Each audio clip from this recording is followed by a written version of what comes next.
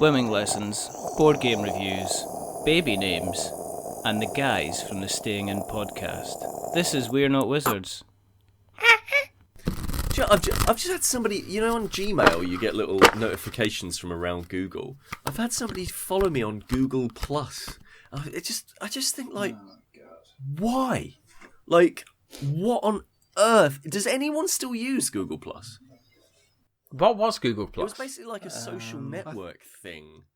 That was Google's Circle, wasn't it? So it then transformed into like all of Google's good stuff. It then transformed into Google Plus, which was meant to be like Facebook plus Twitter meets the power of Google meets all that sort of stuff. It was just a bit like, who cares? Like, it was pretty good, but everybody was already entrenched in Facebook and Twitter. And every once in a while, I hear people go, "Oh, it's good. You should use Google Plus. Oh, you should really use it. No, it's really good." And I just think, yeah, but I could just go into like a cavern and shout, because that's the only reaction you're gonna get. It's just gonna be echo. It's awful. I remember it was when I was setting up the podcast the first time, and I was setting up the Gmail. And all I got for ages afterwards was set up Google Plus, set up Google Plus. Yeah. Every time you do a YouTube thing, set up Google Plus, set up Google Plus, set up Google Plus. Used it about once, and then got embarrassed with the number of people that just don't care. Yeah, no one cares on Google Plus. It's just rubbish. It's just absolute naff. But so there you go. I've had somebody add me on there. That's nice. Probably a bot. How are you? Are you guys on Spotify now? Yeah. No. Oh yeah, our podcasters. Yeah, sorry. Yeah. But you meant me personally. Well, you're personally rap album. Your all your albums. Chop like a top. Dr. Beard. Dubstep Derby. Yeah. What's in the kitchen? Volume 1, 2, 3, 4.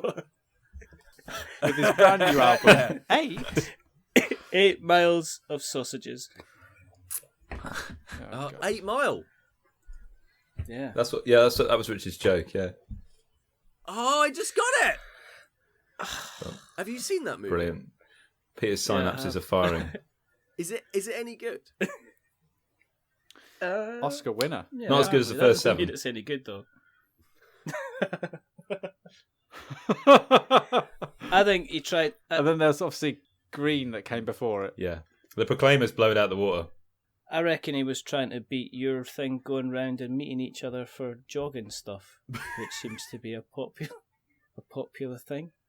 You all look very fit and healthy, by the way. You all look kind of, in the zone. Yeah, cheers. Ready to go. Yeah, cheers. Yeah. Actually went running this morning. Yeah, says the man Pete who hasn't run a kilometre. I tried like a few years ago, but I puked. Cardio just isn't part of his exercise regime. It's all arms all the time. Is that Poppy again? Yeah. Do you want me to tell you every time she barks? No, I can guess. There's a very clear audio clue to that. I don't need it subtitled. I think that'd be a wonderful kind of feature to have for the podcast. Is it Poppy or something else? Whenever we hear a barking sound. It's just always. It would dry up pretty quickly, though, I think. It's definitely the same dog. Yeah, I think you do about 2 things and then you would run out of things, because then you would just do different dogs all the time, which is kind of cool. So, I guess we better kind of start off, instead of meandering along, because that would be good, without a structure, without any form, which is fantastic. So, let's talk about Pete again. Yeah, there we go. My favourite subject. I liked Pete. having Pete on the show. Pete wasn't. We had a good time, didn't we, Pete? We had I had a lovely time. I just talked. Yeah. I just talked, and you were kind enough to, humor Not interrupt. I think. I think the thing about it was that I always find Peter fascinating in terms of his ability to kind of like, we're talking about Batman Metal, and we get a link to Papa Roach in the email as the most relevant metal thing. So there's two things that you knew that of. I knew of. Yeah. Yeah. Well, that's where metal ended, isn't it? Like, basically, you had Iron Maiden, and then something. Yeah, go on. And then All right, yep, famous. And then Linkin Park, Papa Roach, and then the end of all music. That was it. But I'm thinking They stopped making music. At that point. Basically, They went, "Here, we're done. Draw a We're line not under gonna it. beat this. Let's just end it here, lads." Yeah. Dust their They hands. got to the They stopped making lecture series. exactly. They got to the Tony Hawk's Pro Skater 2 soundtrack and just went, "Well, just call it a day." Yeah, they got to the point. They got to the point where Pete's Audible subscription ran out. Yeah, it's about right. But I was just thinking, Peter is either doesn't know about things Yeah, beyond Papa Roach, yeah. or he is the world's greatest troll, and he's stringing everybody along with his ability. And I was thinking he was almost like he's actually like Ozymandias out the Watchmen, and he's actually sitting there in front of a bank of TV screens, Yeah. knowing absolutely Just behind me. absolutely everything that's going on. Yeah, just behind me And then- is just a constant feed. What I do is I get a cable and jack it into the back of my head, like in The Matrix, the first one, the good one. But that would then explain how things like the Bake Off are just inconsequential. I don't need to know about it because look, I'm looking at what's happening in Uzbekistan. Yeah. But the difference is, you know what it is. It hasn't passed you by completely, so you have no idea what it is. Pete just kind of No, I've heard it. only I've learns heard of it when we most mention it in things. passing. I've heard of most things. Like for example, I know that. Here we go. So I know that Stormzy is a rap artist, who's, as far as I understand, quite popular. But that's as far as I know But as well, because I'm, I mean, I'm at that age where I look at Stormzy, and he's just like nothing to me. Well, that sounds like fighting talk. I don't know. It sounds like you want to fight Stormzy. Poor Stormzy. Are you throwing down the gauntlet, What's he Richard? ever done to you? Yeah, I'll tell you what. I'm ready for You him. mind nothing to me. I noticed on you've got a new belt in Taekwondo. Congratulations. Yes, yeah, I did. Well, it's actually the old belt, but what they do in the highest technical realm is they take some insulating tape Yeah. and they put it round the edge of the belt. This is true. What color is your new belt? It's yellow, but it's got a green stripe in it. Oh. So that's a halfway to green, if that's correct. Yeah? It is halfway to green because you do. Oh, the right, okay. triangles and Should we let the two monks and trained martial artists speak amongst Richard, can I themselves? just check? Richard, can I just check? Is that how you make a green belt? You get enough stripes so it's completely covered.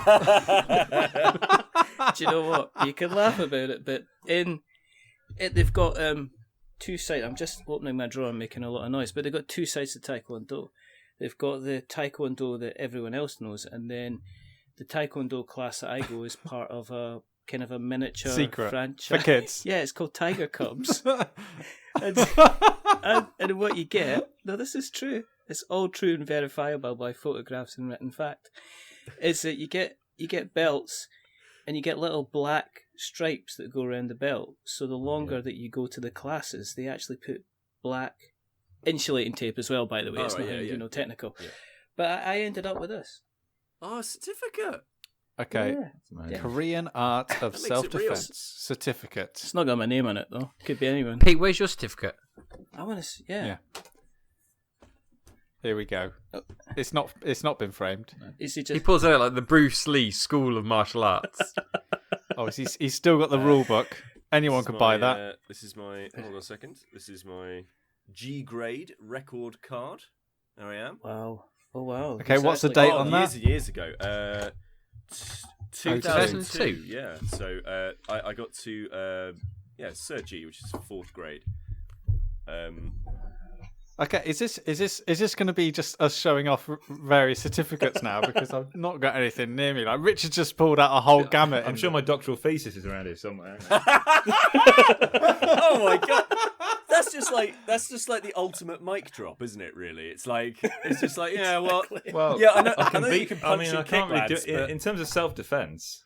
Yeah. I don't know if you guys have heard, but the pen is actually mightier than the sword. So,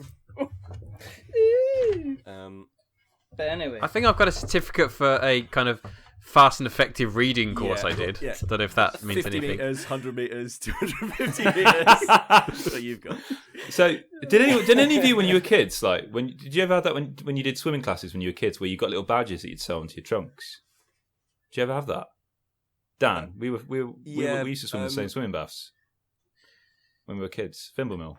We did. Did you not have that when you were at school? We did. Did you not have like Teddy Bear 1, Like, Teddy Bear 2, and literally Teddy Bear like 3? ships in the night. We used to swim past each other. Yeah. I didn't have badges because I think I achieved that much in the aquatics. But I do remember getting kind of the small material stripes that you would kind of sew on. So you have your red stripe first and your purple stripe. And I don't remember any more after that. And it was all insulation tape. I did the one where you have to jump in the pool in your pajamas and pick up the brick. Yeah, I remember doing Don't know that. what that one was. And swim through a hoop underwater. are they allowed to do that nowadays? I mean, is that not major health and safety? You're not allowed to actually even look at the brick in case it hurts someday. I don't know. I just love that British kind of sort of theatricality to the role play of this situation. Right, it's the middle of the night. You've just woken up to an almighty splash in your countryside lake. There's someone in the bottom. It's Grandma. Jump in. Of course, you are wearing your pajamas. Like, And Grandma is tied to a house brick. I know. It's all Because we all encounter that. We're in our pajamas, walking along a lake. Splash. what they didn't And there's say a is handy it's like, float on the riverbank. You didn't say just before that. I see Grandad's been at it again. He's just running off like this. Flat cap in hand. I'm away, I'm gone. Yeah. Of course, nowadays, if you're down with the kids, they would say there's a kilo of cannabis in that pool. They'd just be diving kind of straight in, which would be really, really interesting. I'm going to probably do an intro outro because there's no way I can intro now. It's like 12 minutes in. yeah. I think like three times you said, I better intro this so we don't just meander. It's a Bond movie You prologue. saying that has caused us to meander into various different It's areas. just ridiculous. Do we need to this is sync what up happens. as well? Staying in way. Do we need to sync up as well? What? No, I like the challenge. It'll be really good fun. Yes. No. No. What? We could do we What? could do a click, or we could do a clap, and I could take it out later on. I could just make sure we all stop recording at the same time at the end, and that'll do the same job. We do a clap. We're very Yeah. well versed in the clap. If you want to do a clap. Is it the clap? Well, you might be. That's above. Well, That's right. I made a joke about sexually That's transmitted a disease. very From good the joke, Victorian yeah. era. Yeah. oh dear, and he'll need to go to the doctor for that one to get himself some cream after getting the glorious clap. Man. No, it's fine. It's all good. It's good to have you all here, though, as I don't think there's not been a case of all of the staying in crew here. I think there's been a case that some of you have been here, and then I happen to insult one of you that I'm looking at just now, and he's still not. I believe you insulted me repeatedly, so I don't think it was a one-off. I did insult you repeatedly. I just want to clear the air, Dan. I didn't kind of. I did, didn't I? Stormzy, Frosty, both like two big sort of aggressions going on. There'll be a third. Both are weather as well. Yeah. I just need to find somebody called Sunny, and I'm all in. I can fight them with my green tag and stuff like that. But it's good to. No, it's. I was to say, it's always good to have you on. It's good to have you back. It's good to have you. Kind of. You've all been on at separate times except for Dan, and I apologise profusely. I just like to go on public record. I'm used to it now. You know, for just forget. It was ages ago as well, and I ended up doing an entire episode where I pretended to be a wizard just for you. And I Pretended. You seemed pretty confident and pretty sure of yourself. I would argue you sounded more comfortable being a wizard than you ever have been not being a wizard. Point out that I'm a decent actor. You couldn't act that level of comfort. I would like to say that I'm definitely not a wizard. On brand. I would like to definitely say that is the situation and that is the case. But anyway, this is me publicly saying to Dan that on that episode, which was probably about a year ago, where I forgot to say your name, that I utterly apologise for that, and then we apologise with it, afterwards, and I hope everything is fine, and that you're kind of talking to me. Do you accept my apology? I'll think about it. Thank you very much, that'll do. Cliffhanger. Can I just briefly say that swimming awards sound a lot more fun than they did when I was a kid. I've just been looking at the requirement levels for the personal survival parts 1 and personal survival parts 2 of the Swim England safety skills certificate. So to pass your part 1, there's something quite interesting where, right, to pass your safety skills award, first enter the water with a swivel entry. Walk 5 meters away from the side, turn 180 degrees and return to the side. That just sounds like dancing.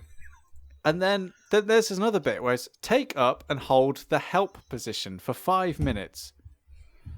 What? No. What is the help position? It's just What is the help position? I don't know. And then there's a bit where it turns into some sort of fun computer game. From standing on the side, throw a buoyant object, e.g. a float or a ball, to land into a hoop positioned 4 meters away. The swimmer must score a minimum of 3 successes from 5 attempts. It's like water polo. You're just throwing shit from the sides into hoops.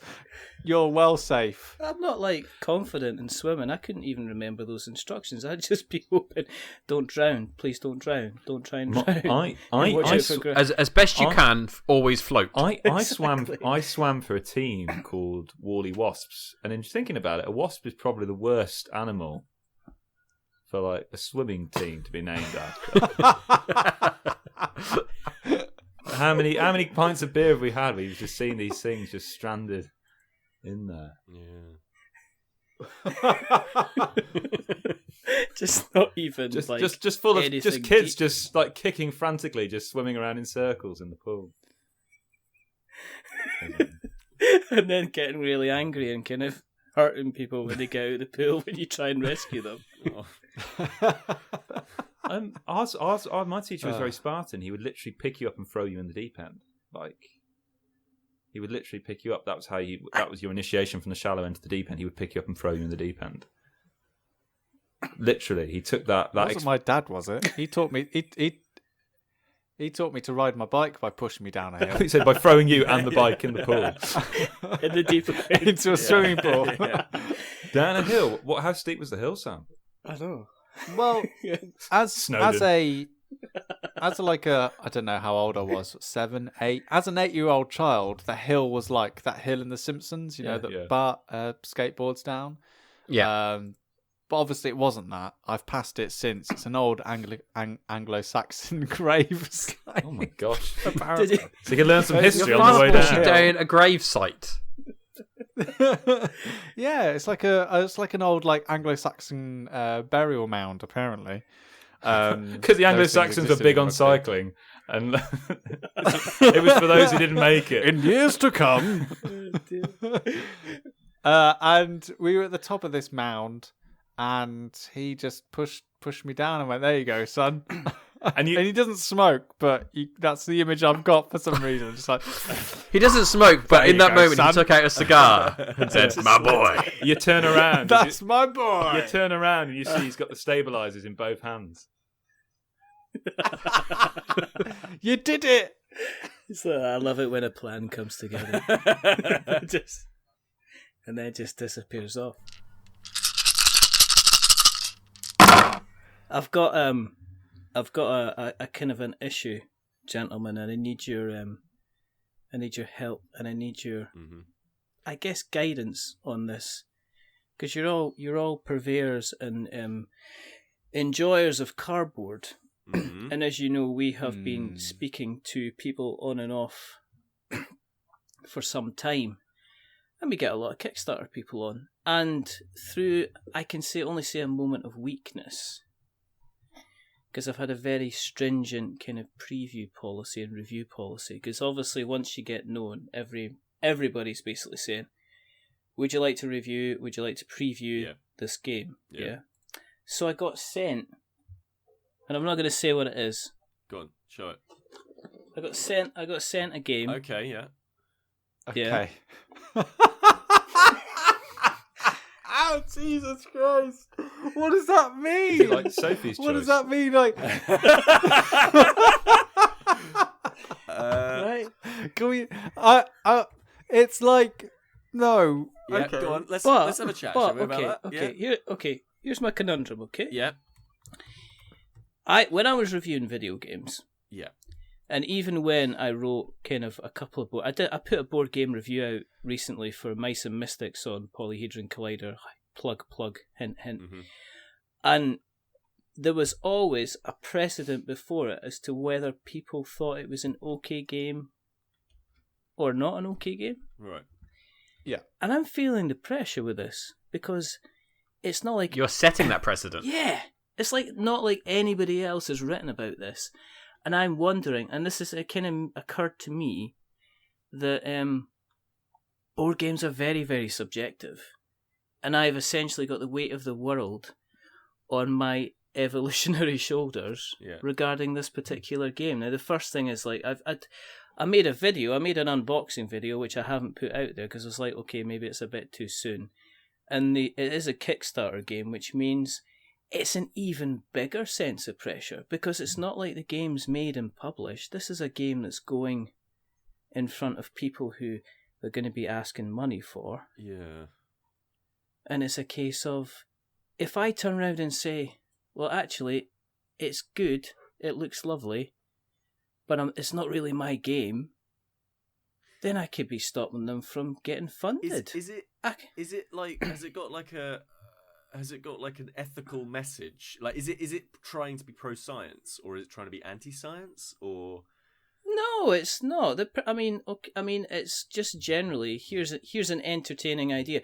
If I say to you, can I remember the creatures in No Man's Sky? Yeah.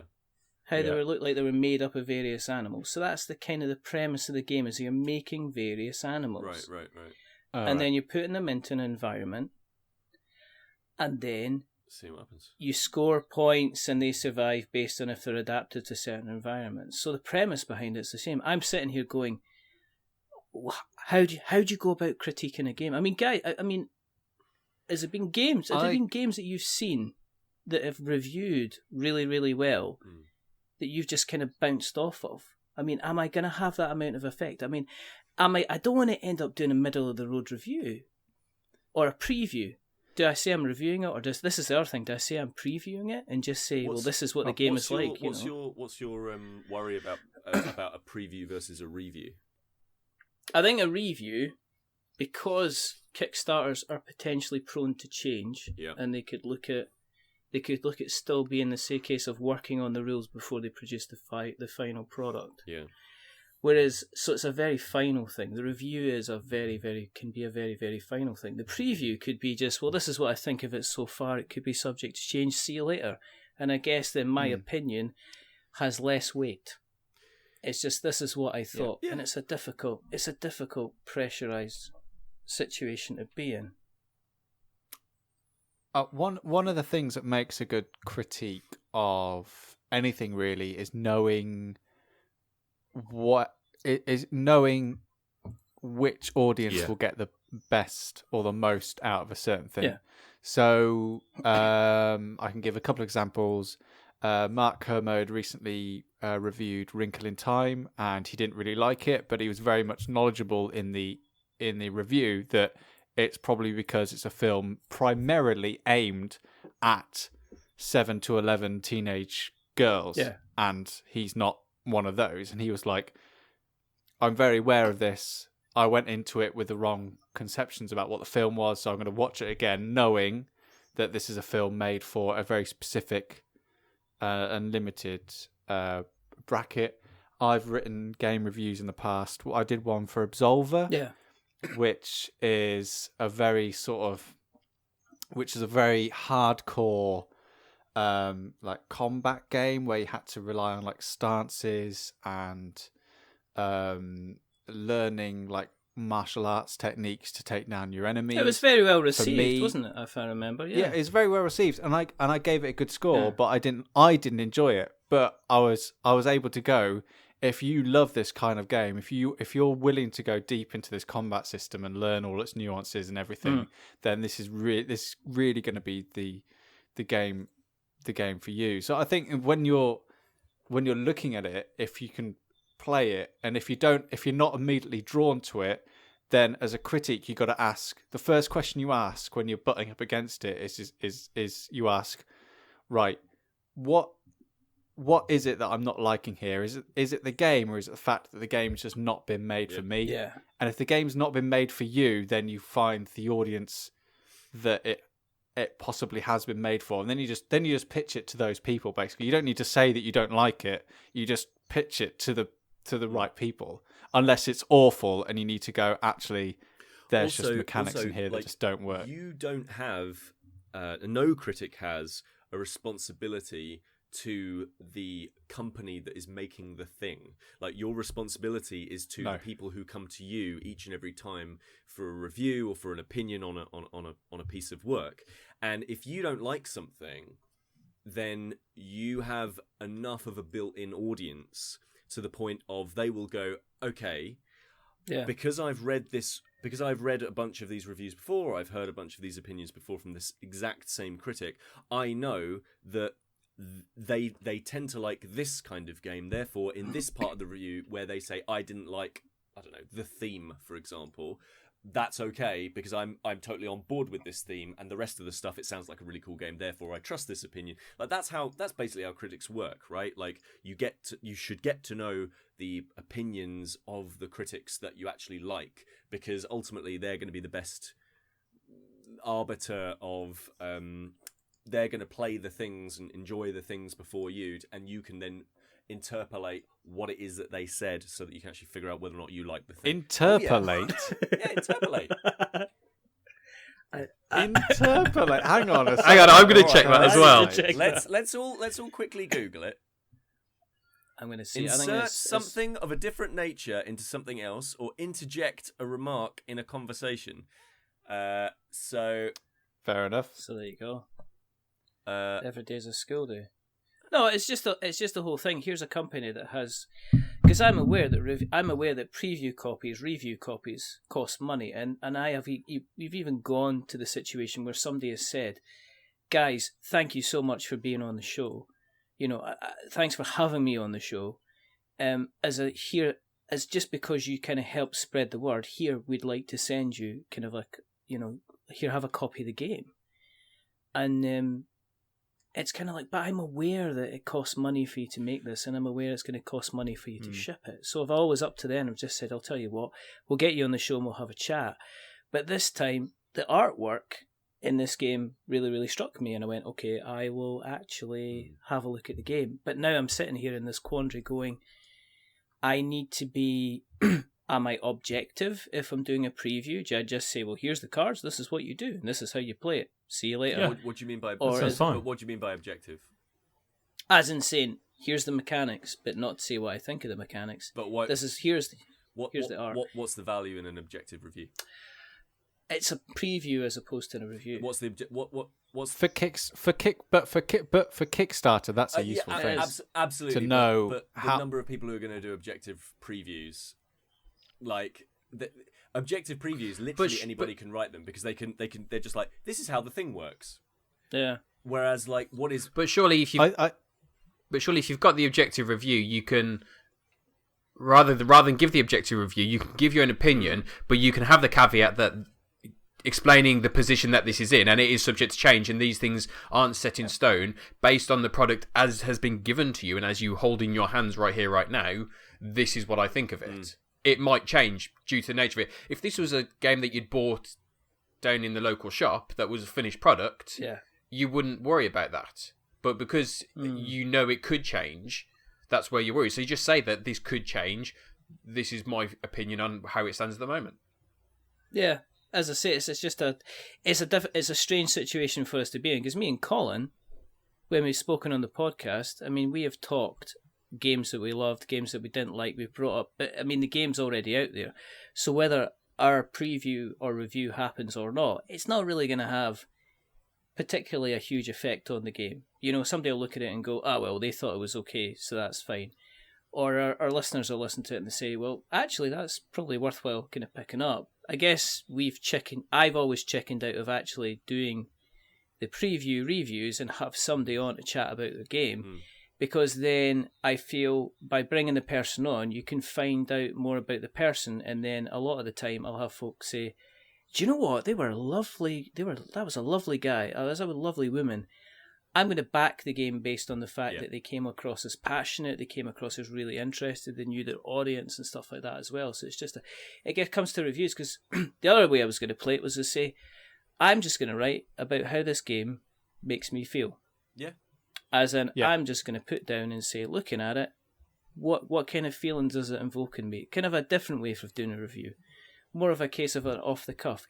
Is it going to make me happy? Is it going to make me sad? Am I going to have to do a lot of thinking? Is it going to confuse me at all? What kind of feelings I'm getting, as opposed to maybe saying, the artwork could be better. More kind of it's just, because board games are in this strange place of kind of reviewing, where I see a lot of reviews, but I see a lot of mechanics.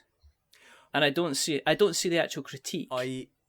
Maybe until the very end. I actually had this discussion with somebody the other day about where board games are in comparison to video games as a medium. And as somebody who's been around video games for their entire life and been in the industry for far too long now, I've seen how video games has matured as a medium. And it's really interesting to see where board games are at the moment, because as a medium, you're having discussions at the moment. You're basically in 2001, 2002. You're just before Kieran Gillen's New Games Journalism, basically. Because what you're talking about is qualitative, much more qualitative reviews, much more how do I think? How does it make me feel? What are the stories that emanate out of it? And genuinely, what is the most interesting part of this? Like, how do I interact with this thing, and how does it make me? How does it actually make me emotionally respond to it? That is something that not every critic can do. However, any old fucker on the internet can read the rule book out. Yeah. You know? I mean, that's what it is. I mean, I can open this up just now, and I can say, okay, looking at the box, see, I'm a sucker for artwork, so instantly I'm thinking, this looks lovely. Right. This is, this is I'm looking at this going, I'm interested in opening up this box because of the artwork. And then when you go in the artwork, people can't see this at home, but this is illustrating the point now. Can you see that? Fine, yeah? And the artwork is like that all the way through. It's kind of like, and it's just a case of, this makes me feel like I want to play the game. Right. But I think that's a completely valid opinion to have, and that as someone who's reading a review and reading up to decide if you want this, you want to hear from an objective point of view what their hands-on feelings are. So if I'm someone who really enjoys the production value of board games, where they're excellent artwork and kind of when they're really beautifully put together, if I'm sitting there and I see you saying the artwork and this is fantastic, I'm immediately going to be interested in this, because I know that you share that same view of loving kind of artwork in games. So that's going to get me interested more. I don't think there's any problem with that. Yeah, but as Peter alluded to earlier, it's about the reader, the person watching the review, kind of taking your temperature, going, "Oh, okay, he likes that kind of art. Interesting. Okay," and they log that away for future reviews. And they're almost kind of reviewing you as much as the game, in terms of just trying to get a handle on you and take your temperature, really. Yeah, which is the other thing as well, is do you go for a video review? Because I've got a face for podcasting, you can see this evidence in front of you. God, what is that? You're looking gorgeous, and put that away. But I'm not. I'm not. Do you want to see my elephant impression? It's lucky I'm standing up. But yeah, so that's the other thing, is as well, it's the consideration of the medium, because it's not like I've got an editor saying to me, you got to write 500 words on this, or 800 words on this, or 1,000 words for it. I could do a video where I interpret what I think of this game in the medium of dance. Sure. If I really wanted to. Yeah. Because it's kind of an open... And then I'm thinking, do I do a video? Or do I write something down? I mean, Well, what? Go on. yeah, I mean, you're free to obviously move in whichever circles you wish. Whether or not a dance-based review is the way to go, I'm not 100% sure. I must I mean, if you want to do I it, must admit, video games as a medium Go has ahead. not got to interpretive dance reviews yet. So don't go too far ahead of us. Yet. Just yet. Not yet. Pete is working very hard to bridge In the that back, you gap. can see my lab where I've got all sorts of beakers and chemicals where we're trying to get that sorted. But I guess the other thing is that it comes down to the interpretation of the review and what, because I'm coming from a point of view where we've not done many reviews, so it's a case of this could do two things. It could make people end up flooding us with lots and lots of other offers for us to do previews for Kickstarters, which is a good thing and potentially a bad thing. I know that one of the sites that we have a close affiliation with had to turn around and say, guys, we can't do Kickstarter reviews anymore because we're getting like 5 a week. So it's just a strange thing. I've got a time to do it. I'm going to do it. I'm going to sort it out. It's just, as I say, it's this kind of weight of expectation on your shoulders, because I know there's going to be, in the next couple of weeks, there's an email coming out to me to say, how are you getting on with it? What do you think of it so far? Tentatively touching the water. Have you considered like just taking it along to a game group meeting, so it's not just your opinion in there as well, it's kind of your opinion plus, so you can actually see what it's like with different player counts and different variables? Yeah. I know from Sam and I reviewed a game. Well, it was kind of, we weren't reviewing the game, it was part of the working process of the game, and we kind of experienced it with different player counts and stuff like that. And it's kind of, that's that kind of in between kind of design process preview kind of stage, that area, but having another set of eyes looking at it as well might make it easier for you.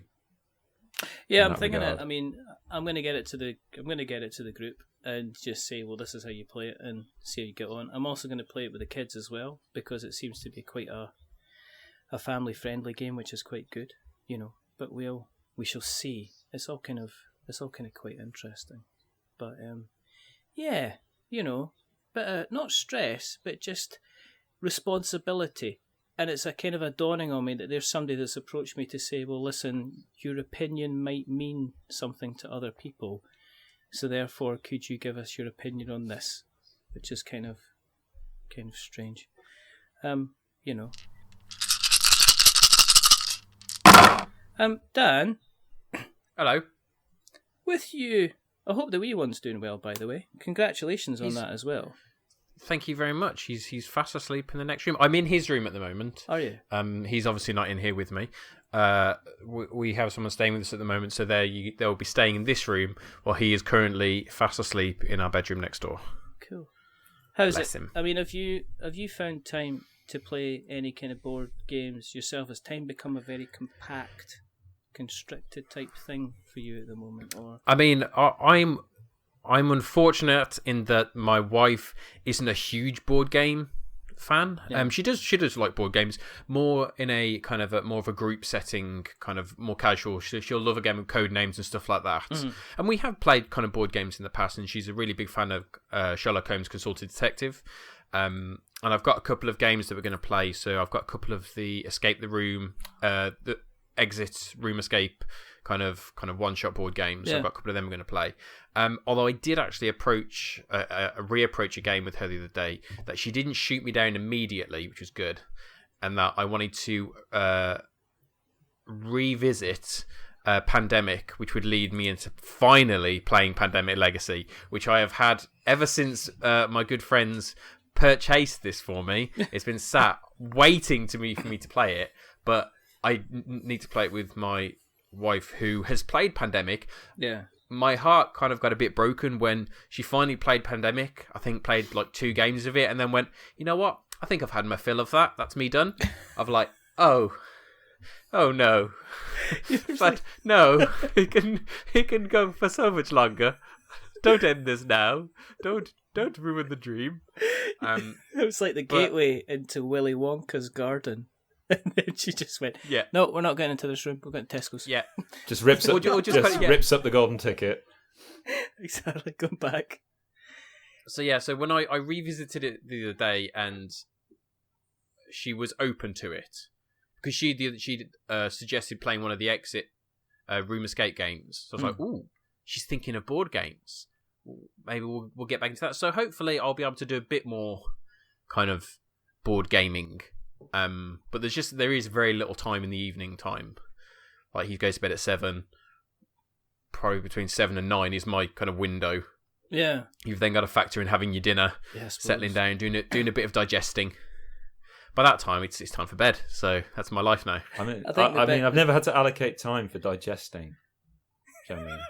Well, once you've had your dinner, you don't want to immediately go into an activity. You want to be able to relax for a bit. You forget that Chris does it instantaneously. yeah. There is no wait time for Chris. He's not. He's like the kind of the alien. He has got acid for blood. It just kind of automatically goes in and kind of dissolves. It just dissolves. I'm pretty sure that in years to come, he will actually be kind of studied as a man who had 4 various stomachs for different. Like a cat. He's like the Rumen. He's actually the next stage in evolution. Starter, main, dessert, and one specifically coffee and cigars and cheese. Yeah. Just imagine that. Just like that. He's just like, Chris, what are you doing? Chewing the cud.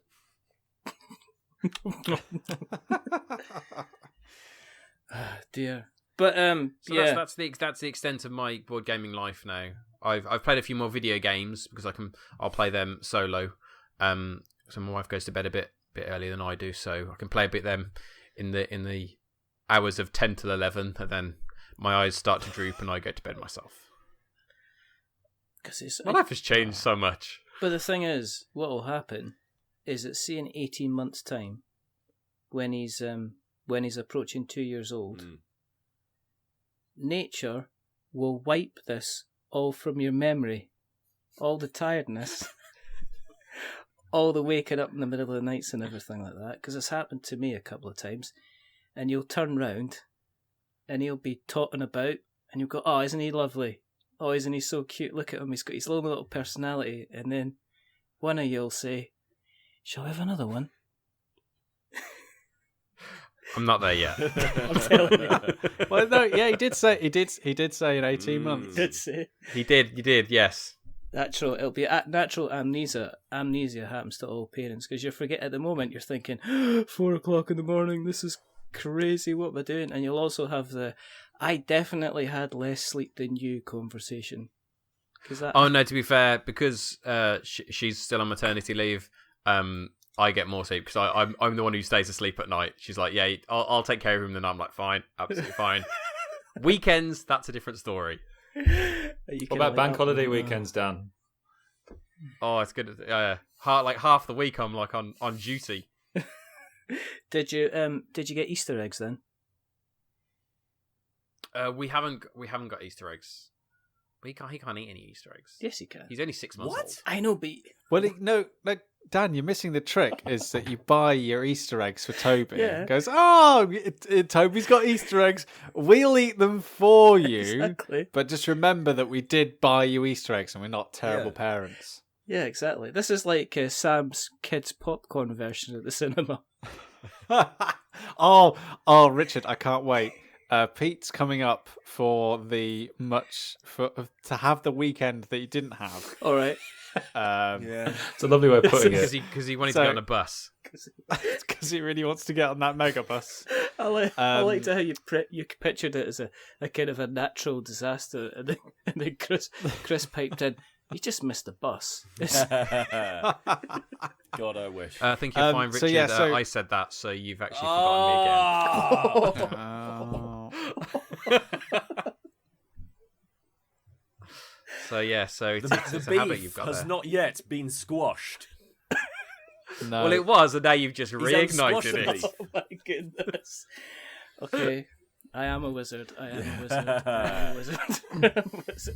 Right? You heard it here first, folks. So Pete and Chris, Pete's coming up, and Chris is going to come along in a few weekends' time, and we're going to go to the cinema where I've got this grift going on with my child's popcorn mix. Just to on watch. this. Just on this, it does always sound like you're a character from the Beano when you refer to it as a grift. Like Roger the Dodger. Yeah. So hopefully, when we're all trundling into Infinity War with the tickets that I've already booked. When are you going? 12th. No, I won't say the time. We're going on. I've already said it. We're going. We're going to be at the Cineworld at 12:30 on the Saturday. Okay. Because I'm not doing another midnight screening because they are the worst. And I don't want to be... Well, yeah, so I went to the midnight screening for Deadpool and the original Avengers. Right. Mm-hmm. Oh, was that the one with Ray Fiennes and Augusta Winter? And Yeah. There was only 2 or 3 people in there. And I also... In Aberystwyth at uni, I went to a midnight... Oh, no, it was a triple bill. But at midnight, they showed the third Blade movie. So they showed Blade 1 and 2, and then they did the third Blade. Oh, that's a long time to wait for that film. Yeah, it's just like, this film's great. This film's actually a little bit better. I'm really enjoying it. Here comes the... No. I hope he goes to prison. We're going. And so I'm hoping that we're all trundle in there to Infinity War, the biggest film of all time, with our little kids packs. Are you actually getting the one that's got like the carrot sticks? No. It's a small popcorn, but they just fill the box. Really, they don't care about it. It's like they fill that box, and then buried inside the box is a pack of Magic Stars, and then also buried in the box is a Capri Sun. For the price of a small popcorn. I've got it going on. I just like the idea of Sam walking up to the counter, looking at the woman in the eye and saying, "I'll have 3 child boxes, please."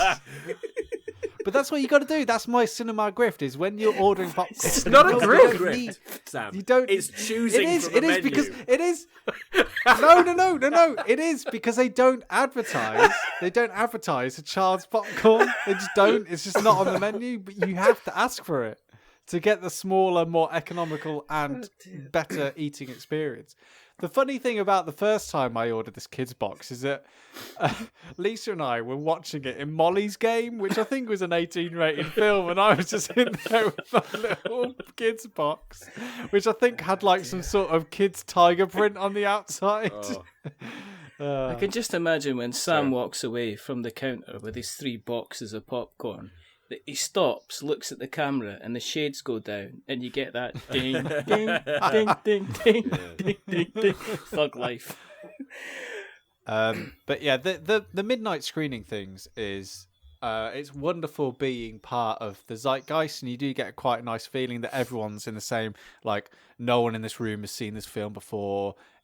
We could be like the first people in the country or the area to be seeing that film, and that's an exciting experience. But you always walk away from the film going, that was great, but I really want to go to sleep.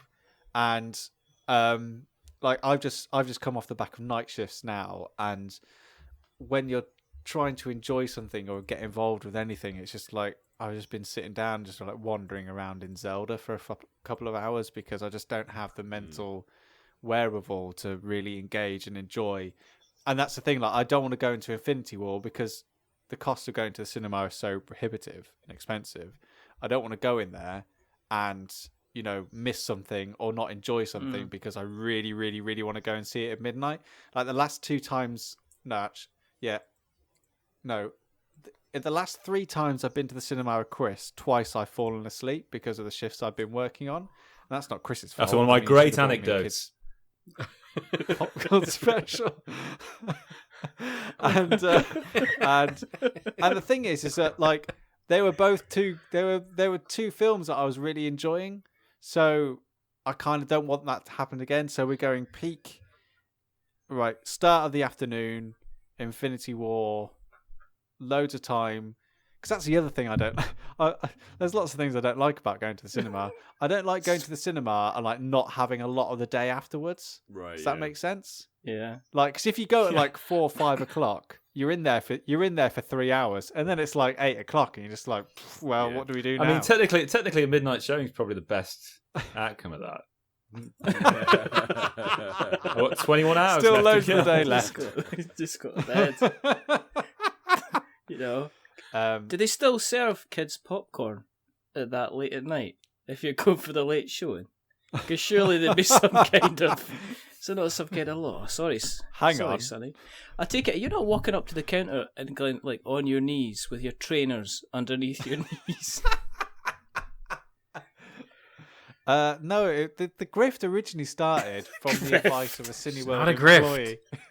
Cannot stress this enough. It's not a grift.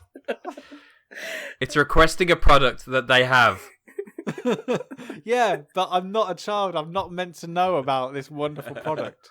Hang on, they don't advertise it in a way that only children can hear. I genuinely have never seen this product on sale. I had to ask for it. Is it like How did you find out about it? Is it like when Do you go? you know about this? Is it like when you go to those? Sometimes you go to those like proper traditional Chinese restaurants. There's 2 menus, one for like just anyone, and then the one that is for the the proper kind of the pure locals, and it's written in like Mandarin, and there's stuff on the menu you don't see on the other. They call menu. it the grifters menu. Yeah. I went to a place like that in New York, a Chinese restaurant where there's actually they had 2 restaurants, so it's a bit more of an extreme version of like you're on about, Chris. But like the top part of the restaurant was this really sort of fancy restaurant, like dining and sort of like white linen tablecloths, and we were told go down to the bottom, and we're just like, oh, this looks a bit weird. Like you go down, it's a bit dingier. Like the guy serving us was the rudest guy I've ever known. Just threw us gave us free.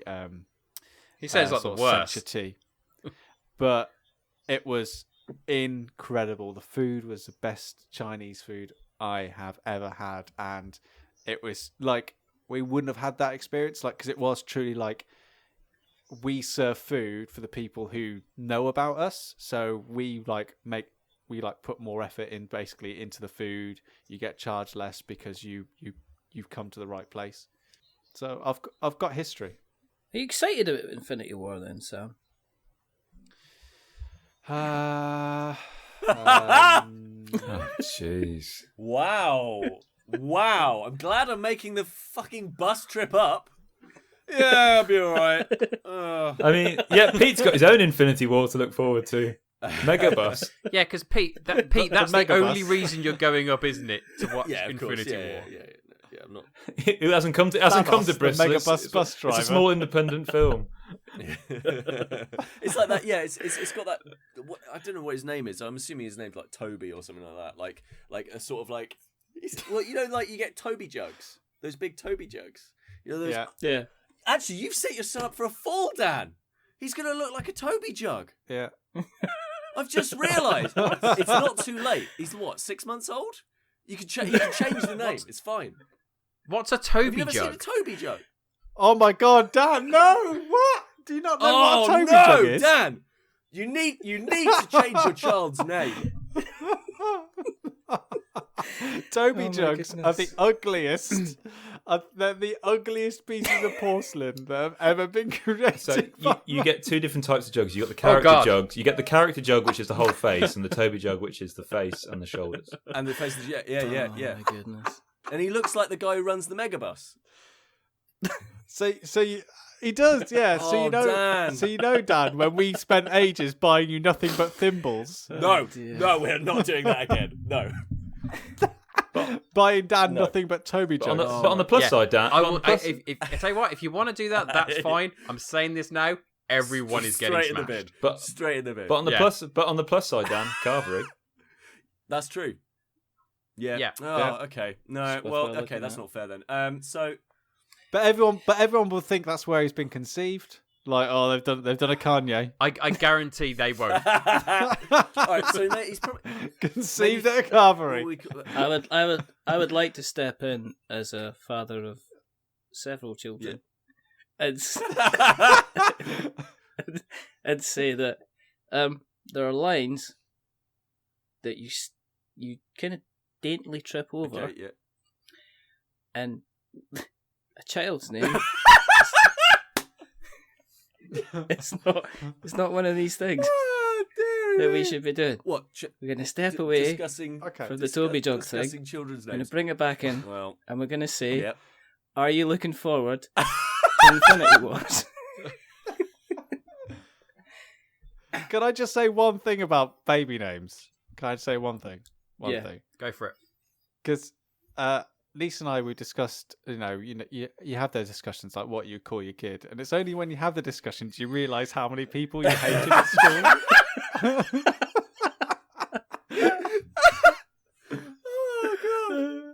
Oh, Anyway, Funnily enough, so, me and my wife, we never had that conversation. We both just had one Really? name, and it was the same name independently. Yeah. that is, So we never had the genuinely conversation. Lovely, like because most people, I mean, I'm assuming, I don't know, never done it, but I'm assuming most people do probably. They must have a conversation at some point. But I love the fact that you've both been like, like. I imagine they do have a conversation. Yeah. Yeah. 3, 2, 1. Tom Obi. Tom Yeah, that's Obi. the one. Yes, We the agreed. same word.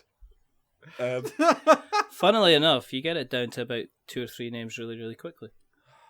Really? Hate to be boring. Hate a lot of people. You really, really do. And then there's going to be one day where Dan's going to look over at him and he's going to go, "You're definitely a Toby." Yeah. Yeah. Definitely. Yeah. Just the way he looks, just the way he acts and everything like that. You're definitely a Toby. And that's just the way it is. It's not... I think the only people who want you to be going through a list of 150 baby names... Oh, what about Xenon?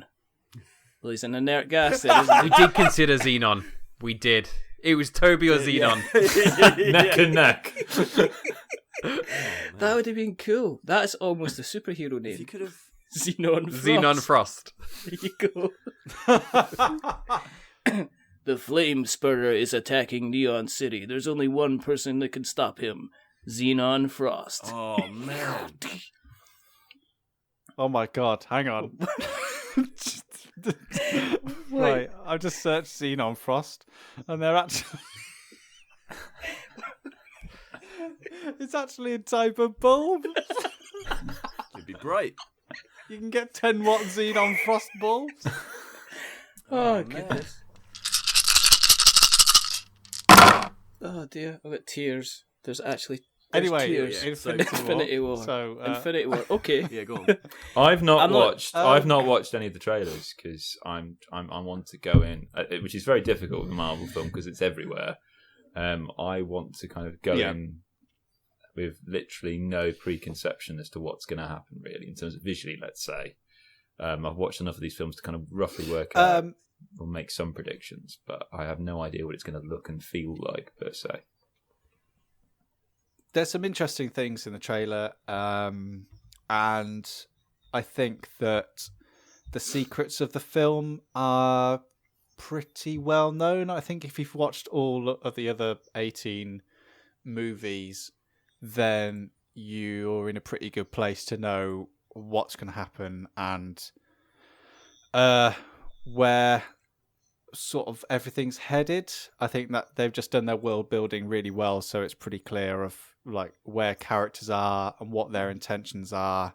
You can kind of remember a few of where some of the stones are at, so it's not a massive deal. But the most positive thing I've heard about Infinity War from the directors, the Russo brothers, are they brothers? Probably. Yeah, they are. Yeah.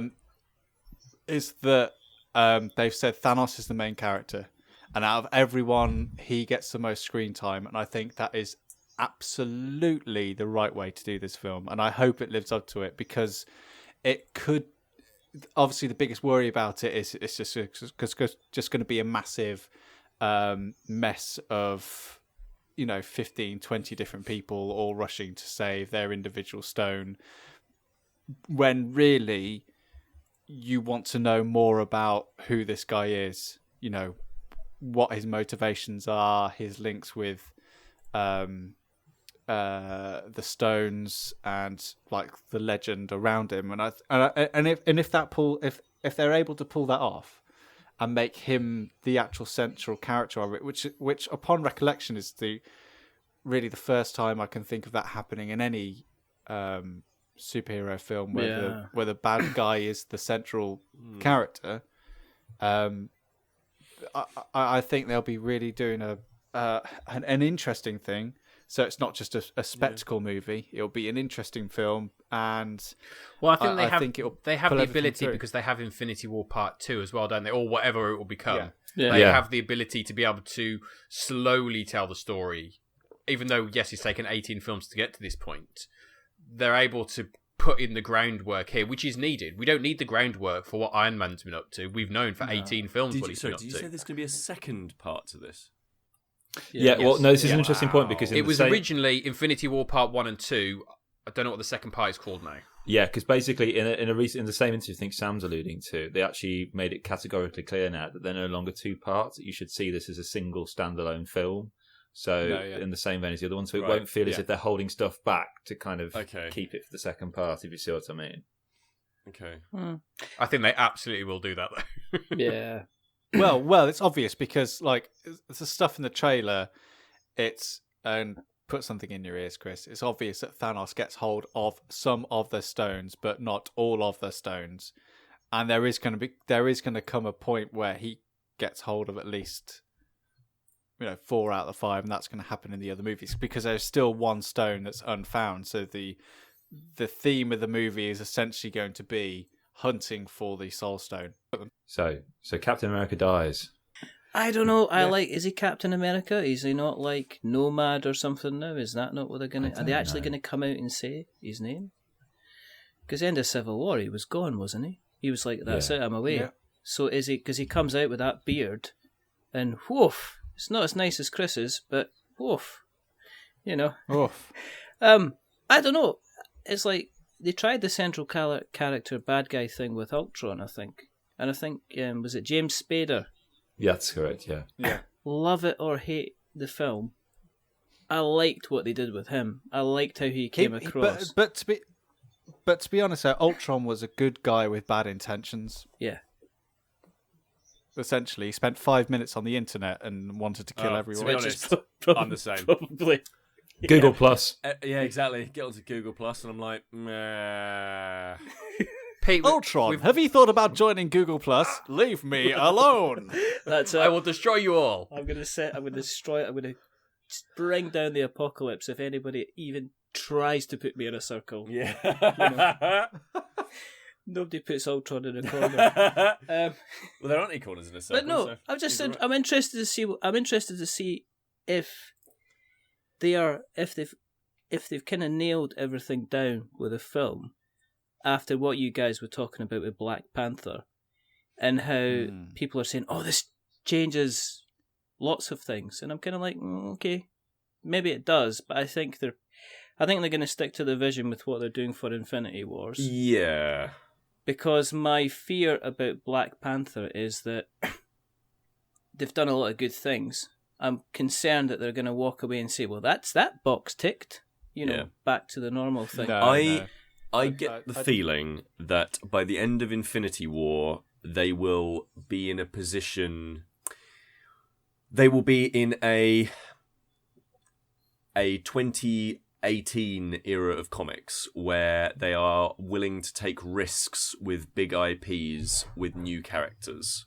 So I don't think it will be this, but for example, Marvel has played pretty fast and loose with the identities of characters in the past, like big characters. For example, Thor, Iron Man, Captain Marvel.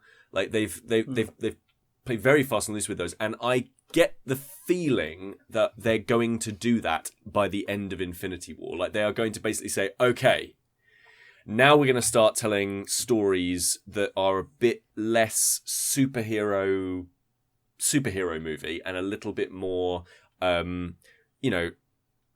Squirrel Girl and what's her name? There's Sam, you'll know. She's like the poster child for all this. She's like the Islamic superhero. Miss Marvel. Oh, Miss Marvel. Miss Marvel. So I definitely feel like we're going to get into that point and again, the Deadpool stuff. You keep seeing them doing sort of postmodern takes on comic book movies. I think this is Marvel wanting to push the envelope just a little bit, and say, okay, well, this is the opportunity to maybe kill off a character and then have the mantle picked up. I think they're absolutely having to look at a future beyond what everyone has come to know as the core basis of the MCU. The likes of your Iron Man, your Captain America, your Thor, that's what it's been built on.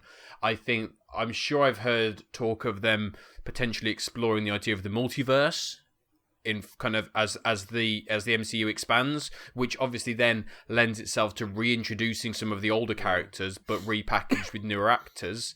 It allows you to kind of continue stories in new and exciting ways. As you mentioned with stuff like Thor, obviously the character of Thor is a female, so they can do tonight. The role of Thor will be played in tonight's episode. So they do absolutely have that ability kind of in their future, and I think that's probably where they'll go. For me, it's 18 movies now. I haven't watched Black Panther yet, but I've got Infinity War to come. I think once Infinity War wraps up, I might kind of step off the train and be like, you know what, I can't. It's exhausting trying to keep up with them because they're just so consistent and they're all great. I really enjoy all of them, but I think it's a perfect opportunity to wrap this whole thing up. As much as I love some of the characters who are relatively new, people like Doctor Strange, who's only had one film, he's bound to have more films after that. Ant-Man has had one, his second one's coming out, he's bound to have at least another one after that. But I'm just kind of a bit tired. Up to date with the TV stuff like Daredevil and Punisher and stuff like that. I used Agents to of keep S.H.I.E.L.D. up with them.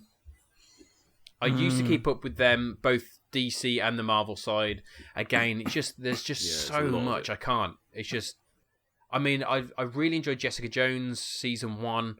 Obviously season 2 is out now, but I've not been tempted to catch up with that. I didn't catch up with Luke Cage or kind of Iron Fist or the Defenders.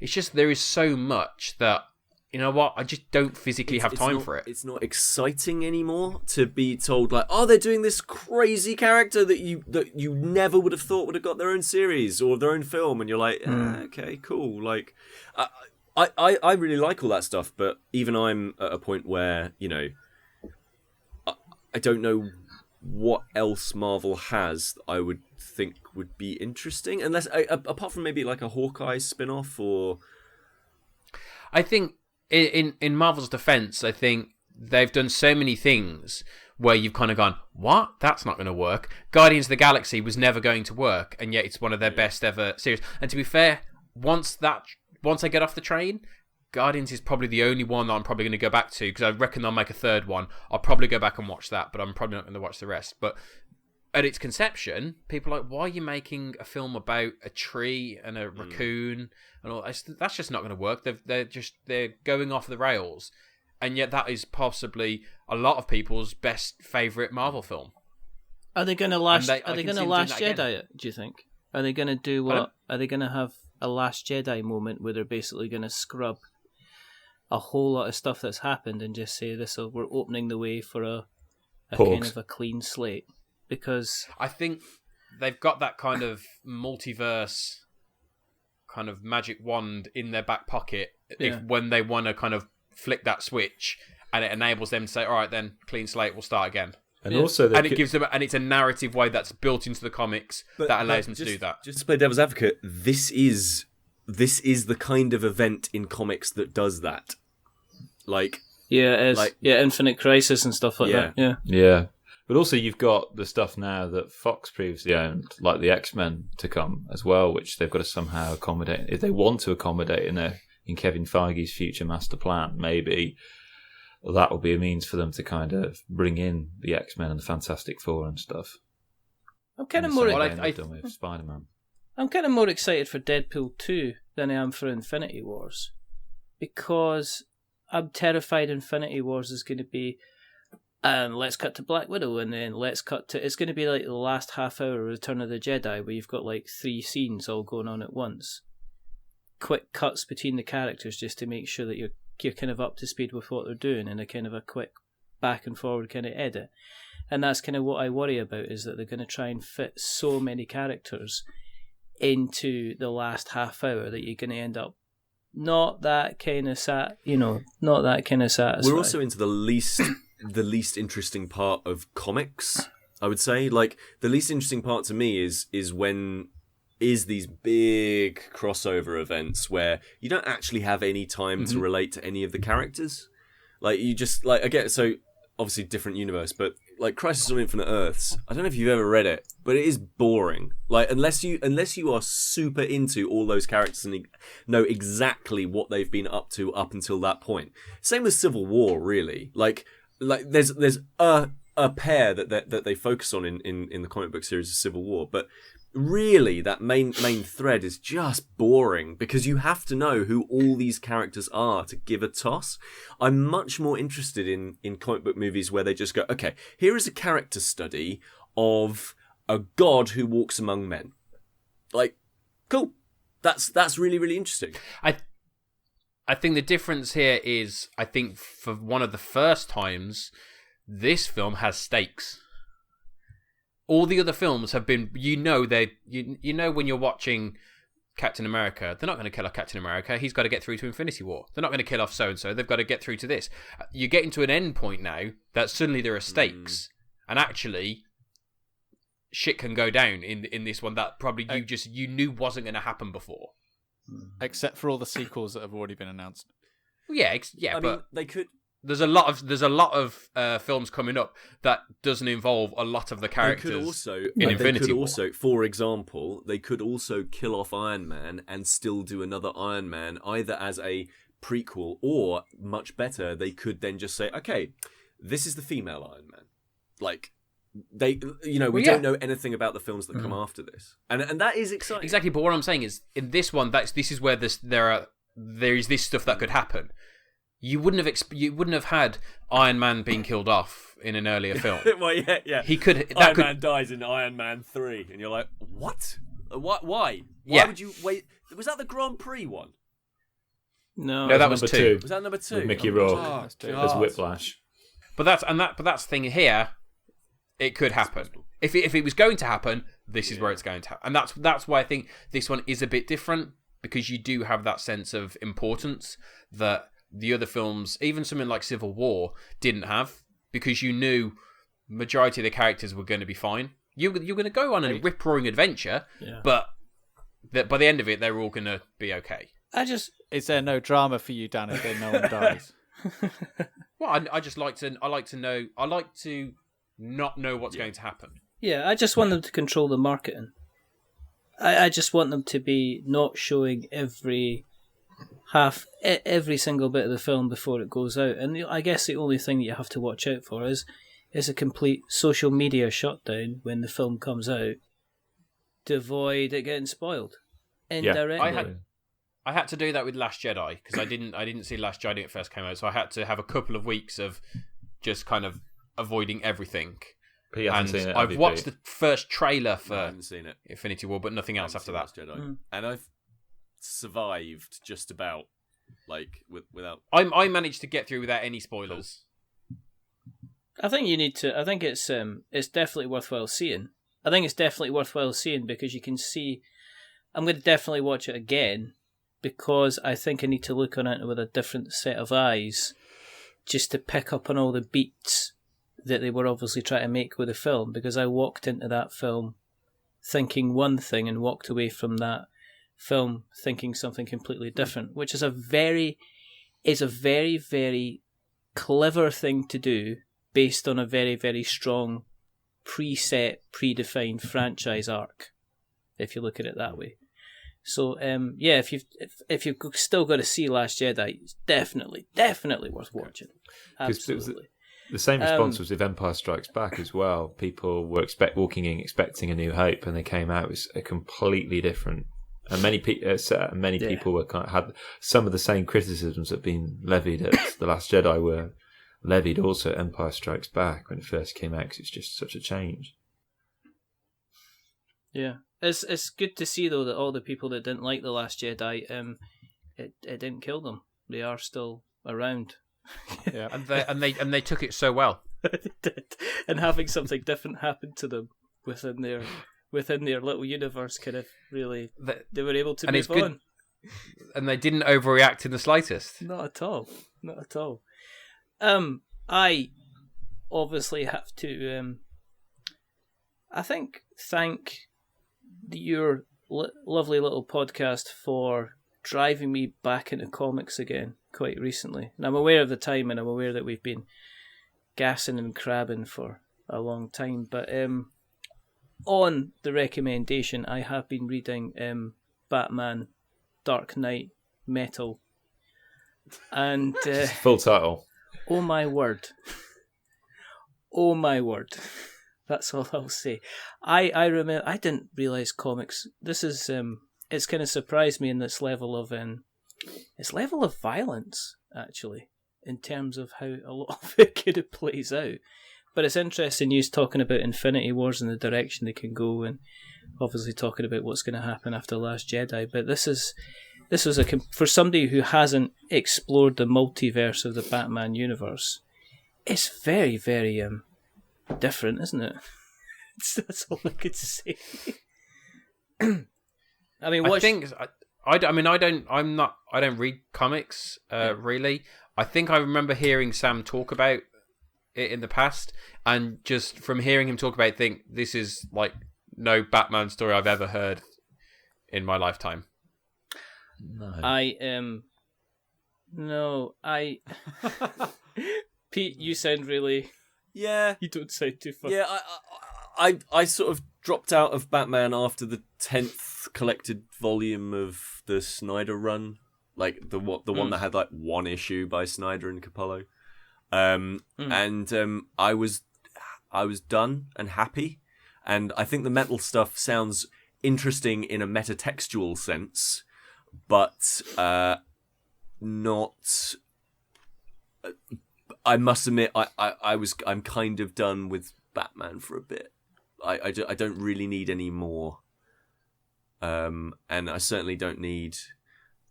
Yeah.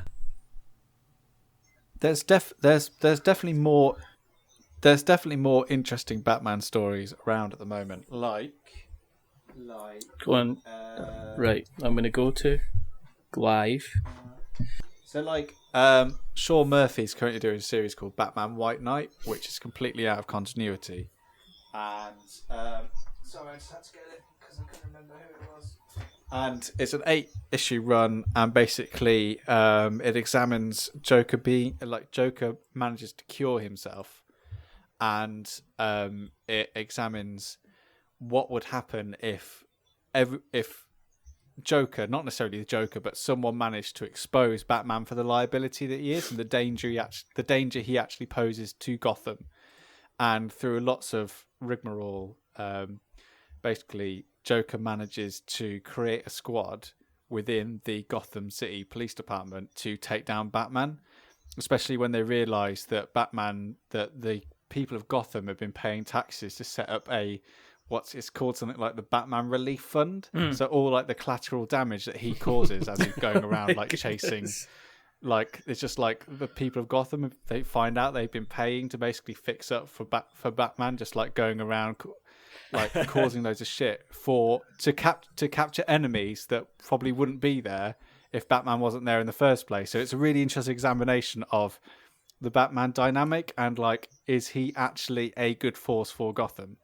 And that to me is that's an interesting story for Batman. And to be fair, where metal basically as a concept doesn't play on Scott Snyder's strengths as a writer, right?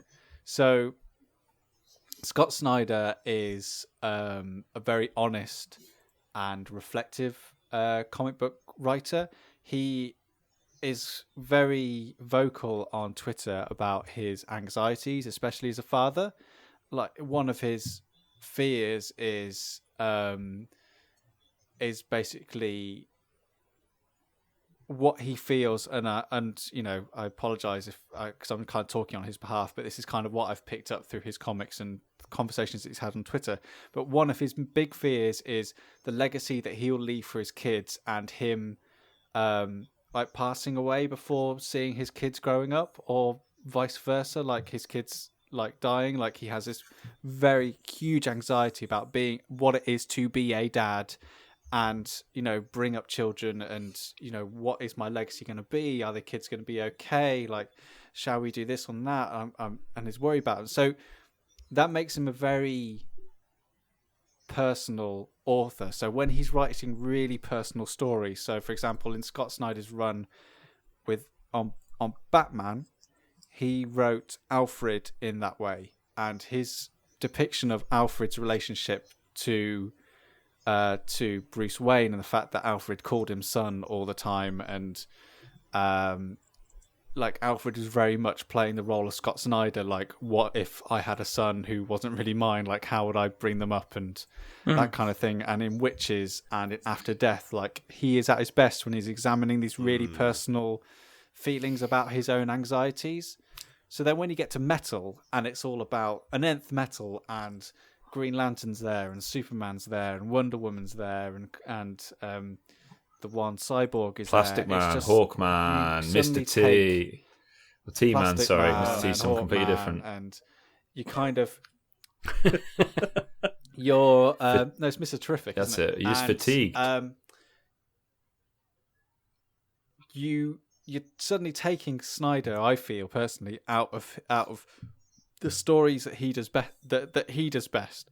And when Scott Snyder's not writing a really personal story about examining his own anxieties as a father and a person, then he tends to kind of go more in the horror direction. So he tends to push a lot more of his visuals about sort of horrific images and ideas on, you know, metaphysical stuff and philosophy. And to me, I just don't think he's as strong when he's doing stuff like that. And so Metal has gone from issues where they've been really sort of interesting and exploring interesting ideas about, essentially, I feel like Scott Snyder had a really interesting idea, which was, and this was the pitch to DC, what if there was a negative multiverse? Yeah. What if Batman fought back and said, no, hang on, for example, Flash, let me use your powers. You could use your powers for good. If I had your powers, I could go back and save my family. Yeah. And that's just Scott Snyder all over. That's just like, I want to examine what if Batman somehow got hold of the Green Lantern ring.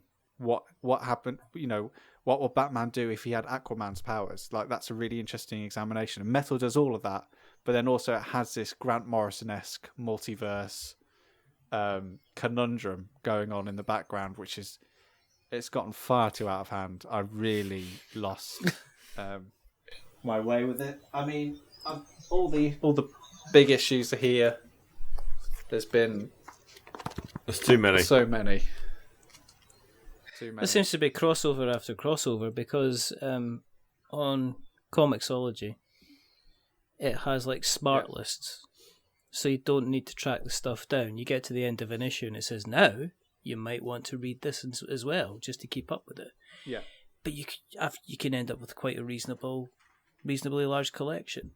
As I say, as somebody who hasn't kept up with Batman for a while, dipping into that universe probably wasn't the right one to dip into. You can't really dip into it, unfortunately, because you instantly feel out of place. I mean, I feel completely stretched too thin by it. And sometimes I get that. I've had that in the past where, say, if it's a monthly and I've had to go back and read the previous issue just to bring myself up to speed. But actually, I find with Metal that when I read the previous issue, I find myself more lost than I would have done if I hadn't have read it, which is quite paradoxical. Yeah. I think it's a real shame. It's a problem when you're. I think it's a problem when you're bringing in other aspects of other stories and it's meant to tie everything together, and it's almost a case of, well, remember this from this episode, remember this from this edition, remember this from this story. And I think it's maybe... there was a parts of it where I felt I'm not enough of a Batman fan to appreciate everything that's going on here with this particular story that's going on.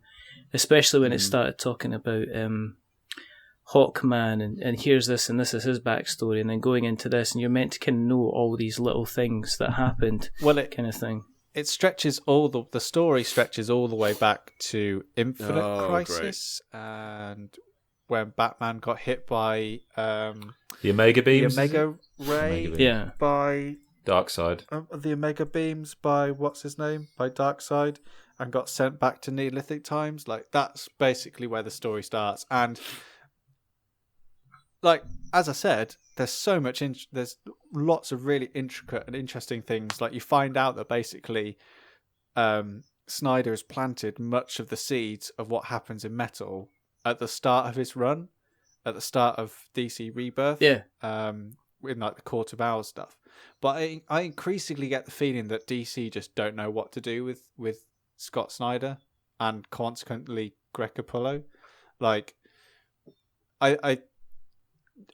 there's definitely feeling at the end of his main Batman run that he was that DC were trying to wind him up and get him into this position. And then there's definitely feeling with Metal that he was brought back on to kind of rejuvenate and save the sort of line. Because now he's going on to write a Justice League story. And interestingly, DC have now introduced a new imprint called Black Label. And so this is going to be completely out of continuity, out of publishing schedules.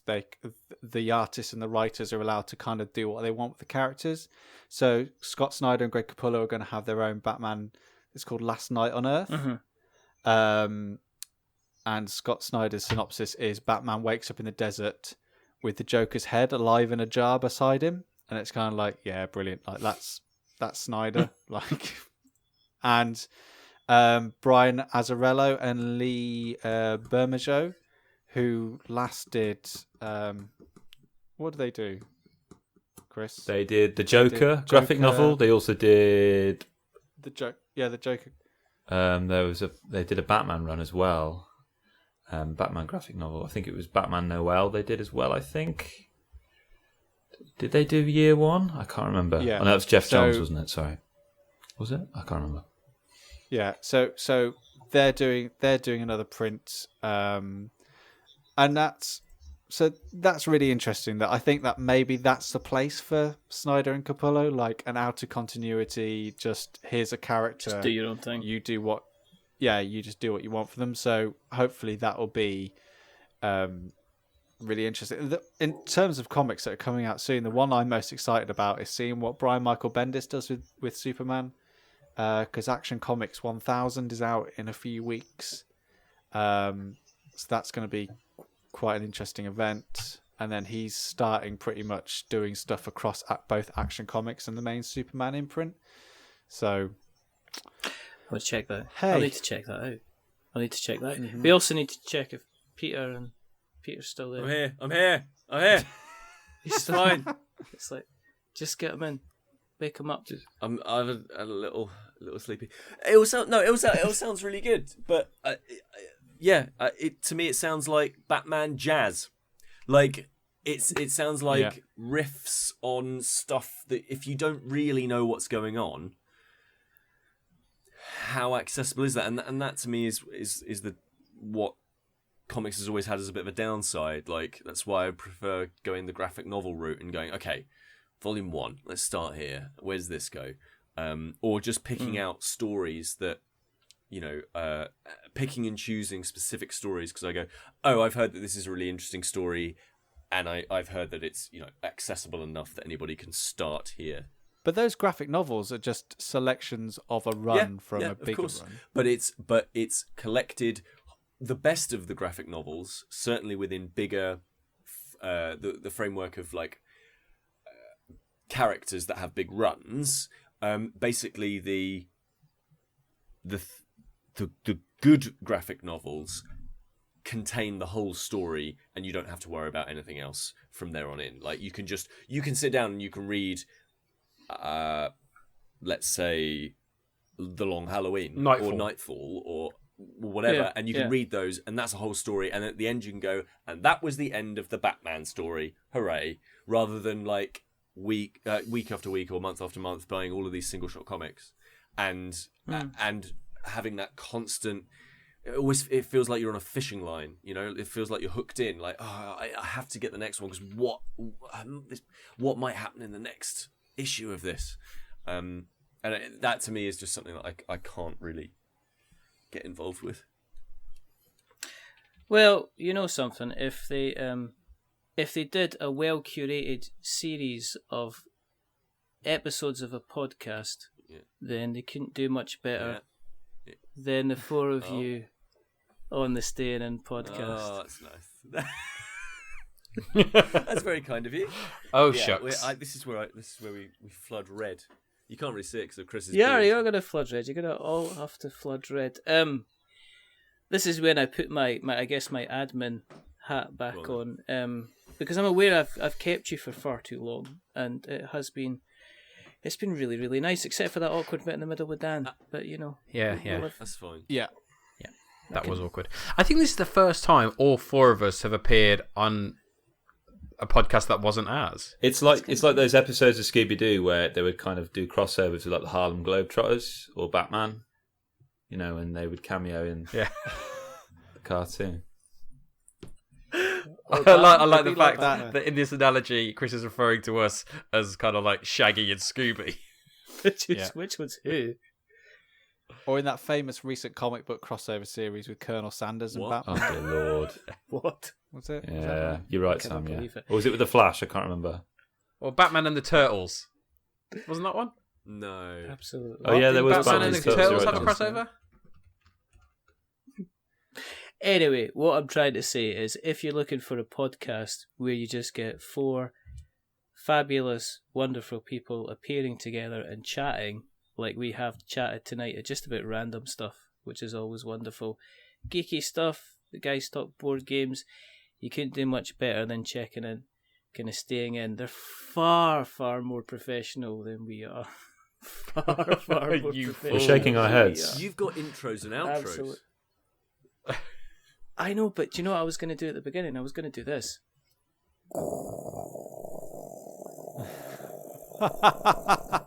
That is a weirdly good. That is a weirdly good impression of a kettle. Like, is that like a party trick? Just Foley I could do a artistry. bike horn as well, if you want. You could do a bike horn. God. Yeah.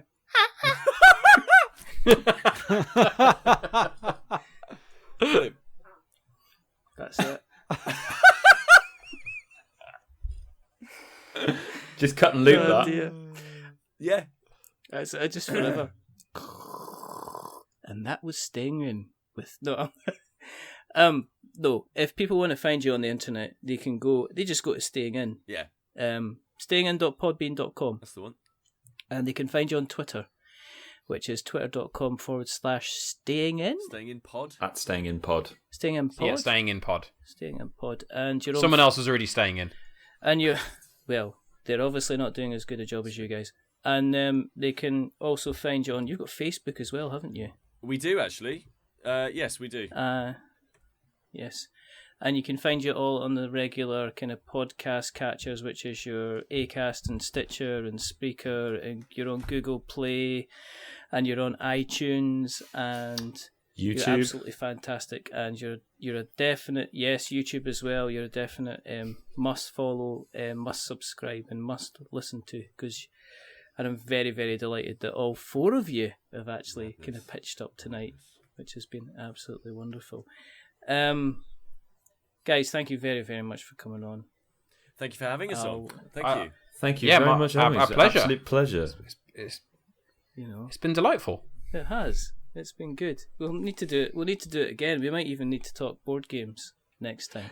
I'll need to think of a title because it's not It's kind of like Friends at the Show, but it's also kind of like a repeat offenders episode. But some of you are repeat offenders, and some of you haven't been on before, so it's all a bit strange. I like to think of it as kind of like staying in is like Occupy Wizards kind of thing. We just kind of What do they what's that thing called where your wife or husband or partner can come and have sex with you in prison? Conjugal visit. That's what it should be called. no. What? Where No. has this come from? Because I was like saying, it's not. We're not. Right. repeat What offenders. metaphor are you It's extending? not like. It's not like it's not like Friends of the Show. It's just like we've all come together To have an orgy. It's a once in a while thing. It's a conjugal visit. It's a touch and tickle special. I don't like where this is going. I don't like this. I think. Do you know what it should be? We should be just going. Yeah. So, just for everybody else out there, remember that we are many things, but we're not wizards. Are we wizards? Everybody except Dan. No. No, of course we're not. I am a wizard. Chris's I beard. thought you were a wizard. I thought you'd say that. Oh, disgraceful. But you know what? That's fine. You know what? But I forgive you. oh, thank you. That's okay. I'm terrified of actually. That you know. that is the Infinity Wars of the podcast, like podcast grudges. It's done. It's done. It's Which is over. also we can all this move is on. also how we announce that we're killing off Chris. Sorry, I can step in. yeah. It's like I The could surprise I could twist just at the end is going to be This is Thanos a joins with the Avengers. Just turn around and go. And then my little face is on his glove in one of the little next to all the other gems. Did I ever tell you about the time I shaved a monkey? Why is Chris Michael Caine? Did I ever tell you about the time? It's the only impression I do. I do like Patrick Stewart. Hello. My name's Sir Patrick Stewart. And tonight on Staying In, I'll be staying in. You know, I'm convinced. With staying in. You know what I mean? With Michael Caine. Just the two of them on Did I just the ever two tell of them you on about just the the two time? of them on a tandem with their bike horn.